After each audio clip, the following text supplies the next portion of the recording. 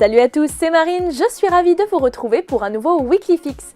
Et on commence ce numéro sur une nouvelle invasion de morts-vivants à la télé. D'après Deadline, Netflix préparerait une série en live-action dans l'univers des jeux Resident Evil.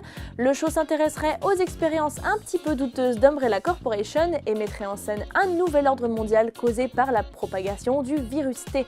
Selon la rumeur, l'objectif serait aussi d'approfondir l'univers et la mythologie zombie de la franchise de Capcom. En attendant une confirmation de Netflix, vous pouvez vous plonger dans le remake de Resident Evil 2, enfin disponible sur PC et console.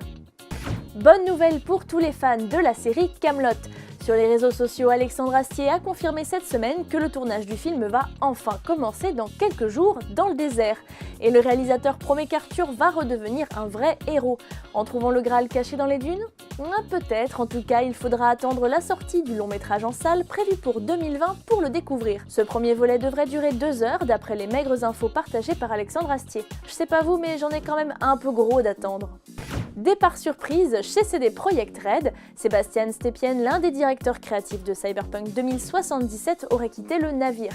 Et d'après le profil LinkedIn du développeur, il travaillerait désormais pour Blizzard. A-t-il terminé sa mission sur Cyberpunk ou a-t-il quitté ses fonctions prématurément après avoir reçu une offre alléchante du studio d'Overwatch? Les raisons de son départ ne sont pas connues. Cela dit, il était chez CD Projekt Red depuis 13 ans, peut-être qu'il voulait tout simplement changer d'air. C'est bien beau tout ça, mais on ne sait toujours pas quand Cyberpunk sortira. Oui, je sais, when it's ready.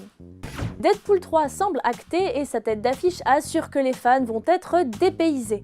En déplacement en Chine pour la promotion de Deadpool 2, Ryan Reynolds a expliqué que la Fox est déjà en train de travailler sur la prochaine aventure de Wade Wilson, le mutant immortel et déjanté.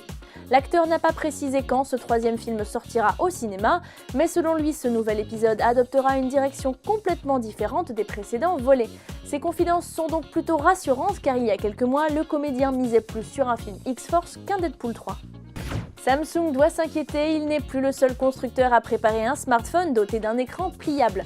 Xiaomi a teasé en vidéo son prototype de téléphone avec écran malléable et c'est franchement prometteur.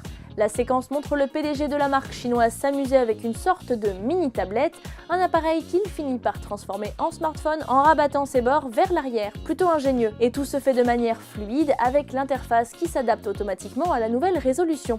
Bon, malheureusement, Xiaomi n'a pas révélé quand ce mobile futuriste sortira ni combien il coûtera, mais cet avant-goût met l'eau à la bouche.